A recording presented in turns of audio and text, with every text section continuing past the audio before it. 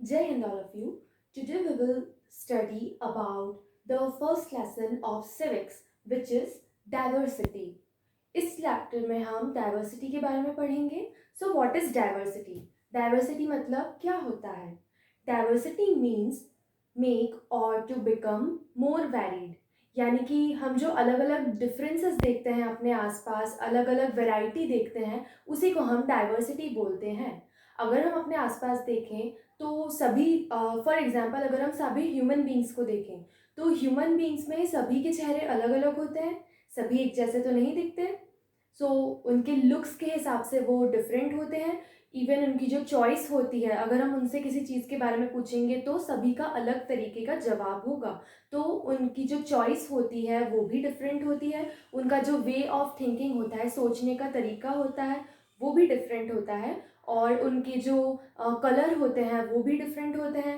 Clothing सब अलग अलग तरीके की पहनते हैं. तो इस तरह से हम देखते हैं अपने आसपास कि कितने अलग अलग तरीके के लोग रहते हैं.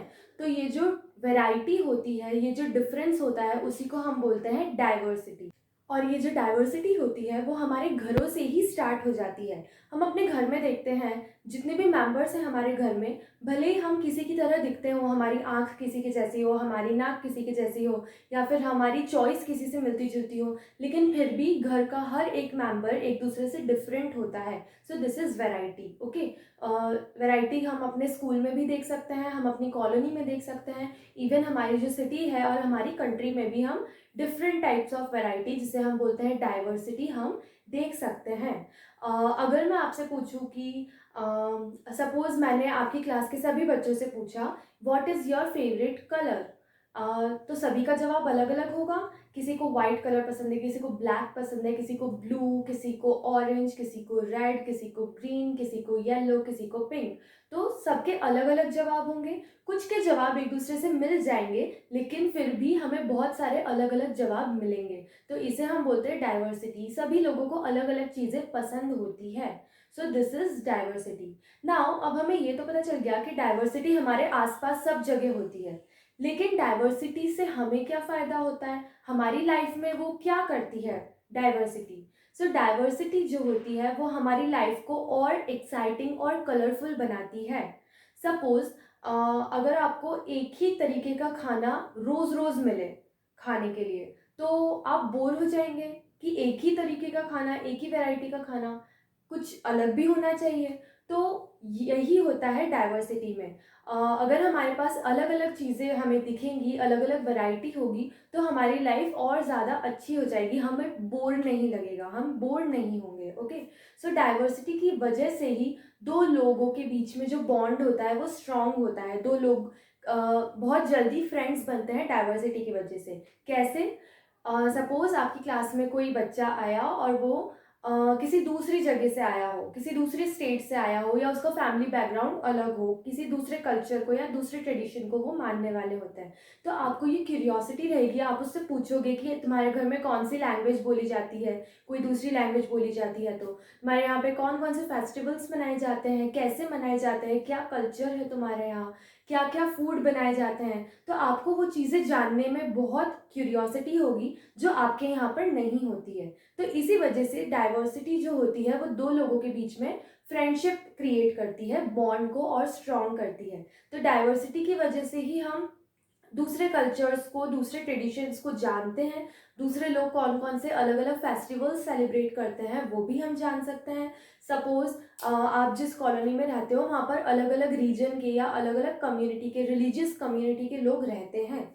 तो आपके यहाँ पर अलग अलग तरीके के फेस्टिवल्स लोग अपने अपने घरों में मनाते होंगे या फिर कॉलोनी में भी मनाते होंगे. फॉर एग्जाम्पल जो हिंदू कम्युनिटी के लोग होंगे आपकी कॉलोनी में, वो लोग दिवाली, होली, दशहरा, ये सब फेस्टिवल्स मनाएंगे. सिमिलरली जो मुस्लिम कम्युनिटी के लोग होंगे वो ईद मनाएंगे, मुहर्रम मनाएंगे. जो सिख कम्युनिटी के लोग होंगे वो बैसाखी, लोहरी, गुरु पूर्णिमा, ये सब मनाएंगे. तो ऐसे अलग अलग, अगर हम रीजन की बात करें तो रीजन के हिसाब से जो तमिलनाडु के लोग होते हैं वो पोंगल मनाते हैं, जो हमारे यहाँ नहीं मनता. जो केरला के लोग होते हैं वो ओणम मनाते हैं. आसाम के लोग बिहू मनाते हैं। तो ऐसे अलग अलग फेस्टिवल्स अलग अलग रीजन के हिसाब से और अलग अलग रिलीजियस कम्युनिटीज़ मनाती हैं। अगर हम क्रिश्चियंस के फेस्टिवल्स देखें तो क्रिश्चियन कम्युनिटी के लोग क्रिसमस मनाते हैं, ईस्टर मनाते हैं, गुड फ्राइडे मनाते हैं। तो इस तरह से हम देखते हैं कि फेस्टिवल्स में भी बहुत सारी वैरायटी होती है जो लोग अलग अलग तरीके से फेस्टिवल्स मनाते हैं। तो डाइवर्सिटी की वजह से हमें उन सभी चीज़ों के बारे में, फेस्टिवल्स के बारे में, फूड के बारे में, अलग अलग तरीके के खाने के बारे में और क्लोथिंग के बारे में, लोग किस तरह से कपड़े पहनते हैं, अलग अलग रीजन में लोग अलग अलग कपड़े, अलग अलग तरीके के कपड़े पहनते हैं। ओके, तो उस सब चीज़ों के बारे में हमें जानने का मौका मिलता है। तो डाइवर्सिटी जो होती है वो इस तरीके से हमारी लाइफ में और ज़्यादा कलर्स ला देती है, जिससे हमें बोरियत नहीं होती है। ओके, नाउ अगर हम इंडिया की बात करें तो इंडिया में बहुत सारी डाइवर्सिटीज़ पाई जाती हैं। So India is a land of diversities. सबसे पहले अगर हम जोग्राफिकल डाइवर्सिटीज़ की बात करें तो इंडिया में हमें बहुत सारी नदियाँ मिल जाएंगी, रिवर्स, बहुत सारे माउंटेन्स मिल जाएंगे, बहुत सारे प्लेन मिल जाएंगे, प्लेट्यूज मिल जाएंगे, बहुत सारे सीज एंड ओशंस भी मिलेंगे। ओके, सो अलग अलग जगह पर अलग अलग तरीके के लैंड फॉर्म्स हैं और अलग अलग तरीके के क्लाइमेट हैं। अगर हम कश्मीर में जाएंगे तो हमें बर्फ़ मिलेगी, ठंड लगेगी। अगर हम राजस्थान या फिर कच्छ में जाएंगे तो वहाँ पर हमें गर्मी लगेगी, बिकॉज वहाँ पर डेजर्ट एरियाज़ हैं। तो ऐसे हमें अलग अलग तरीके के लैंड फॉर्म्स और क्लाइमेट एक्सपीरियंस करने को मिलते हैं इंडिया में। सो इंडिया को हम लैंड ऑफ डाइवर्सिटीज बोल सकते हैं। लेकिन ये तो सिर्फ जोग्राफिकल डाइवर्सिटी थी। अभी हमने बात की थी रीजनल डाइवर्सिटी की और रिलीजियस डाइवर्सिटी की। हमें मालूम है कि इंडिया में अलग अलग रिलीजन को, अलग अलग धर्म को मानने वाले लोग रहते हैं। सभी के अलग अलग कल्चर्स होते हैं उनके रिलीजन के हिसाब से। सभी लोगों के अलग अलग फेस्टिवल्स भी होते हैं, अलग अलग मान्यताएं होती है, अलग अलग रीति रिवाज होते हैं। सो ये तो रिलीजन की बात हो गई, रिलीजन कम्युनिटीज़ की जो डाइवर्सिटी थी। अब हम रीजन की बात करें तो हमने रीजन में भी डिस्कस किया था कि अलग अलग रीजन के लोग भी अलग अलग तरीके से फेस्टिवल्स मनाते हैं, उनके फेस्टिवल्स भी डिफरेंट होते हैं हमसे। इवन उनके जो खान पान का तरीका होता है, अलग अलग फूड आइटम्स हमें अलग अलग स्टेट्स में देखने को मिल जाते हैं, अलग अलग लैंग्वेजेस हमें मिल जाती हैं अलग अलग जगह पर, अलग अलग क्लोथिंग मिल जाती है, अलग अलग तरीके के कपड़े पहनते हैं लोग अलग अलग जगह पे। तो इतनी सारी डाइवर्सिटी होने के बावजूद भी इंडिया के लोग बटे हुए नहीं हैं। इतनी डाइवर्सिटी के बाद भी, इतनी अनेकता होने के बाद भी लोग जो है वो यूनिटी के साथ एक साथ मिलकर यहाँ पर रहते हैं। सो हम कह सकते हैं कि India is a land of unity in diversity. Unity in diversity का मतलब होता है अनेकता में एकता। अनेकता का मतलब होता है डाइवर्सिटी, कि लोगों में इतनी सारी अनेकता है, लोग अलग अलग तरीक़ों से अलग अलग चीज़ों को मानने वाले हैं, अलग अलग चीज़ों को फॉलो करते हैं, इतने सारे डाइवर्सिटी है यहाँ पर उसके बाद भी ये जो डाइवर्सिटी है उस सब के बाद भी लोगों में यूनिटी है, लोग एकता के साथ यहाँ पर रहते हैं। क्योंकि भले ही हम किसी भी रीजन के हों, किसी भी रिलीजन के हों, किसी भी चीज़ को मानने वाले हों, लेकिन सबसे पहले हम इंडियंस हैं, हम भारतीय हैं। तो जो डाइवर्सिटी है वो हमारी कंट्री को और ज़्यादा रिच बनाती है, हमारी हेरिटेज में और ज़्यादा रिचनेस जोड़ती है, बजाय इसको टुकड़े करने के। ओके, सो ये जो डाइवर्सिटी है उसकी वजह से हमारे लोगों में स्ट्रेंथ है। So India is rightly called as the land of unity in diversity. अभी हमने जो डाइवर्सिटी के बारे में पढ़ा, तो उससे हमें लगा कि डाइवर्सिटी बहुत अच्छी चीज़ है। And yes, this is true. Diversity हमारी लाइफ में बहुत सारा ऐड करती है और हमारी जो कंट्री है वो भी लैंड ऑफ डाइवर्सिटीज़ है। लेकिन फिर भी कुछ लोग ऐसे होते हैं सोसाइटी में जो डाइवर्सिटी का गलत मीनिंग निकालते हैं, डाइवर्सिटी की वजह से लोगों के साथ गलत तरीके का व्यवहार करते हैं। तो उनके बारे में हम पढ़ते हैं। First one is prejudice. Prejudice का मतलब होता है लोगों को प्री जज करना, लोगों को जज करना। जज करने से मतलब मैं आपको एक एग्जांपल देती हूँ।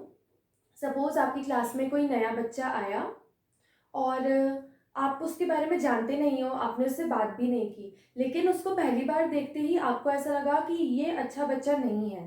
तो इसको बोलते हैं जज करना, पहले से ही जज कर लेना किसी को, ओके। और ये निगेटिव ओपिनियन बनाना, हमने उसके बारे में एक निगेटिव ओपिनियन बना लिया कि ये अच्छा बच्चा नहीं है। इसको हम बोलेंगे प्रीजुडाइज। किसी भी इंसान के बारे में पहले से ही अपने दिमाग में एक नेगेटिव ओपिनियन बनाकर रखना, और ये जो नेगेटिव ओपिनियन होता है वो हमारे दिमाग में इस तरह से फिक्स हो जाता है कि उसे चेंज करना फिर बहुत मुश्किल हो जाता है, ये कभी भी चेंज नहीं होता है।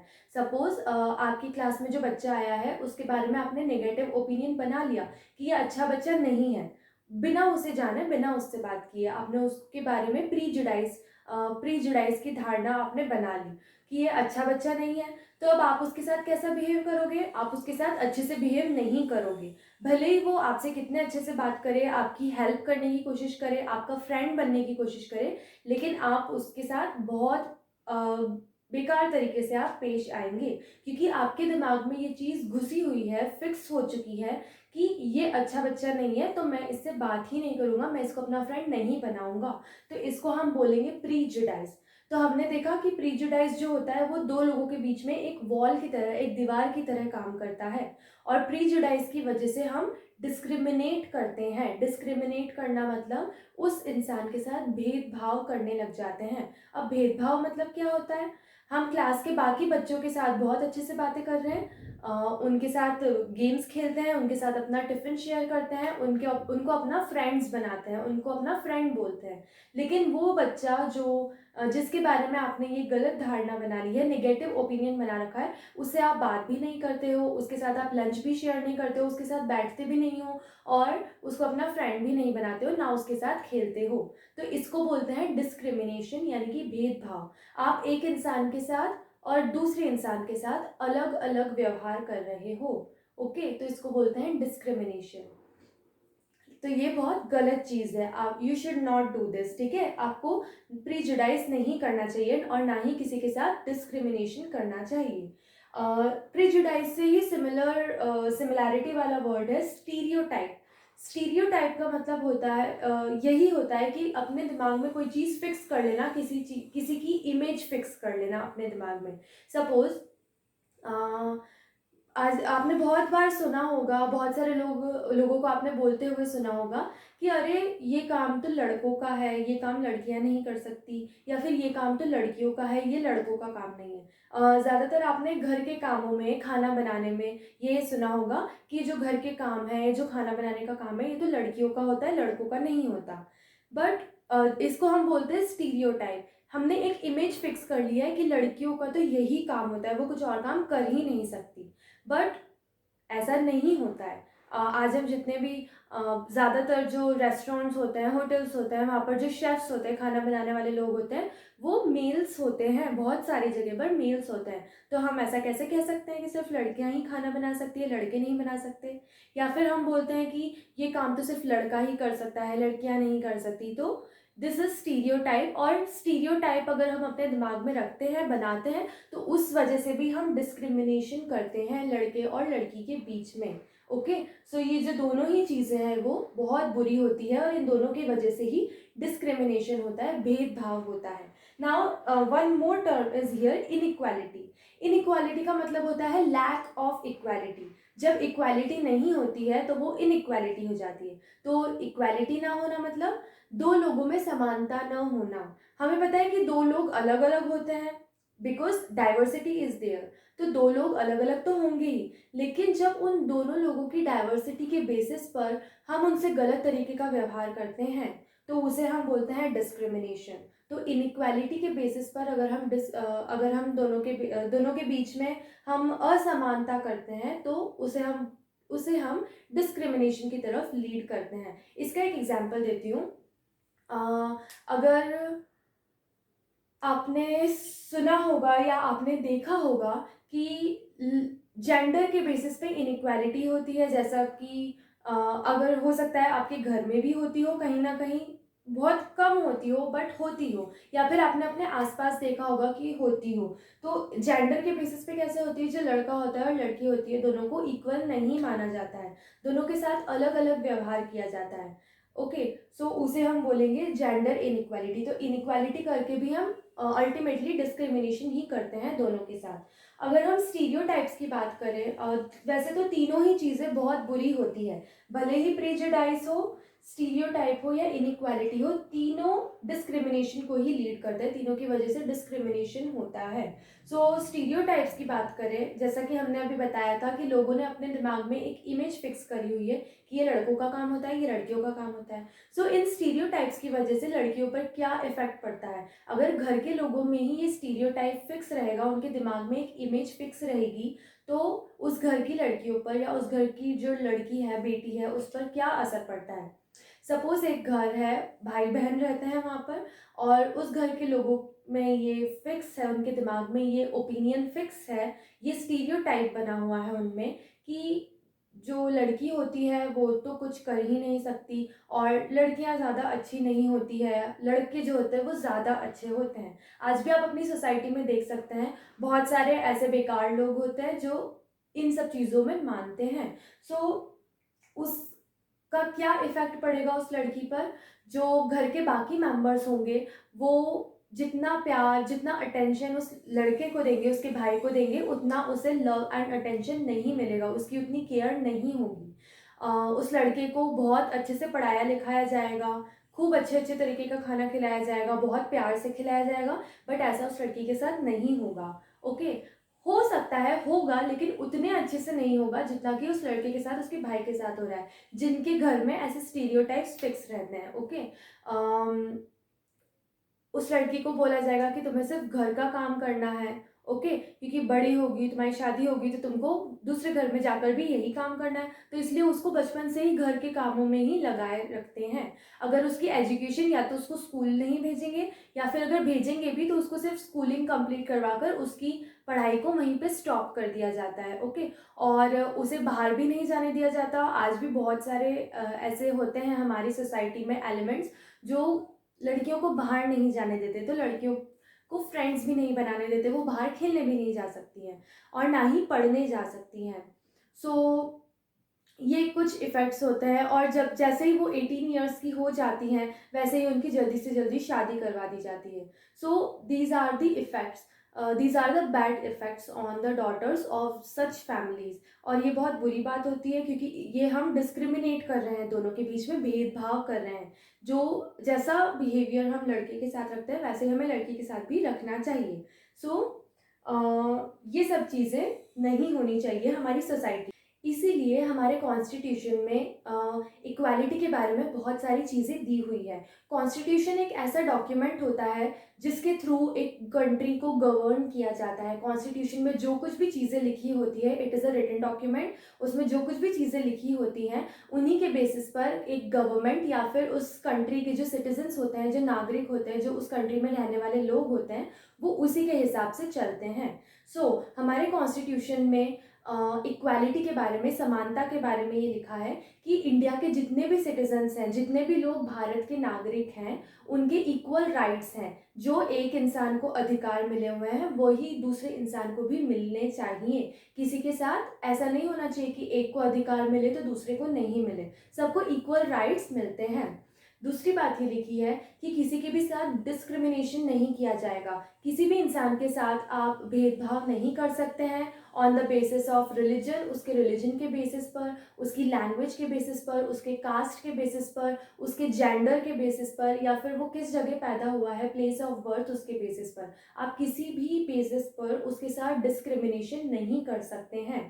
थर्ड, अनटचेबिलिटी, यानी कि पहले हमारी कंट्री में छुआछूत चलता था। अगर आपने कभी सुना होगा, जो नीची जाति के लोग होते थे, उनको टच भी नहीं किया जाता था। इवन जो पब्लिक चीज़ें होती थी, जैसे पब्लिक प्लेसेस हो गई, पब्लिक जो सामान हो गए, जो बाकी लोग यूज़ कर सकते थे, वो उन्हें यूज़ नहीं करने दिया जाता था। तो ये जो अनटचेबिलिटी जो है, उसको अब एक क्राइम घोषित कर दिया गया है हमारे कॉन्स्टिट्यूशन ने।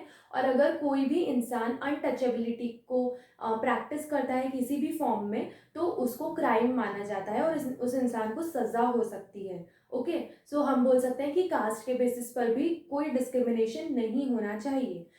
नेक्स्ट थिंग इज, सभी को पब्लिक एम्प्लॉयमेंट में इक्वल अपॉर्चुनिटीज़ मिलनी चाहिए। पब्लिक एम्प्लॉयमेंट मतलब जो गवर्नमेंट जॉब्स होती हैं, उसमें सभी को इक्वल अपॉर्चुनिटी, सबको मौका मिलना चाहिए कि उसमें वो अपीयर हो सकें। फॉर एग्जांपल आपने सुना होगा कि जो अलग अलग गवर्नमेंट पोस्ट के लिए अलग अलग एग्ज़ाम्स होती हैं, कॉम्पिटिटिव एग्ज़ाम्स, तो उसमें ऐसा नहीं होता है कि सिर्फ इसी रिलीजन के लोग एग्ज़ाम दे सकते हैं, दूसरे रिलीजन के नहीं दे सकते, या सिर्फ इसी जगह पर पैदा होने वाले लोग वो एग्ज़ाम दे सकते हैं, दूसरी जगह वाले नहीं दे सकते, ऐसा नहीं होता है। ओके, तो इस पे जो पब्लिक एम्प्लॉयमेंट में सभी को अपॉर्चुनिटी मिलती है, तो सभी को एम्प्लॉयमेंट की अपॉर्चुनिटी दी गई है। इसके अलावा हमने अनटचेबिलिटी के बारे में बात कर ली। इसके अलावा जो बैकवर्ड क्लासेस है, एससी, एसटी एंड ओबीसी, उनके वेलफेयर के लिए उनके साथ जो पुराने टाइम में जो उनके साथ गलत व्यवहार होता था, क्योंकि उनकी कास्ट बैकवर्ड थी, पिछड़ी हुई जातियाँ थी, तो अब उनका वेलफेयर करने के लिए भी हमारे कॉन्स्टिट्यूशन में बहुत सारे प्रोविजंस डाले गए हैं, ताकि उनका भी अच्छी तरह से विकास हो, डेवलपमेंट हो, और उनके लिए रिजर्वेशंस भी दिए गए हैं अलग अलग पब्लिक सेक्टर्स में। इसके अलावा हर सिटीज़न, जो अडल्ट सिटीज़न है, अडल्ट सिटीज़न मतलब 18 ईयर्स या उसके ऊपर की एज का जो सिटीज़न है, इंडियन सिटीज़न, उनको वोट देने का अधिकार है। They have the right to vote. इसके साथ ही इलेक्शंस में खड़े होने का भी अधिकार सबको मिला हुआ है। उसका जो एलिजिबिलिटी क्राइटेरिया होता है, अगर वो आप पास कर जाते हैं तो फिर आपको पूरा हक है कि आप इलेक्शंस में खड़े हो सकते हैं, भले ही आप कहीं के भी रहने वाले हो, आपका कोई भी रिलीजन हो, कोई भी कास्ट हो, आप कोई सी भी भाषा बोलते हो, किसी भी जगह पर आप पैदा हुए हो, आप इलेक्शंस में पार्टिसिपेट कर सकते हो। सो हमारे कॉन्स्टिट्यूशन में बहुत सारी ऐसी चीज़ें दी गई हैं जिससे कि इक्वालिटी प्रमोट हो।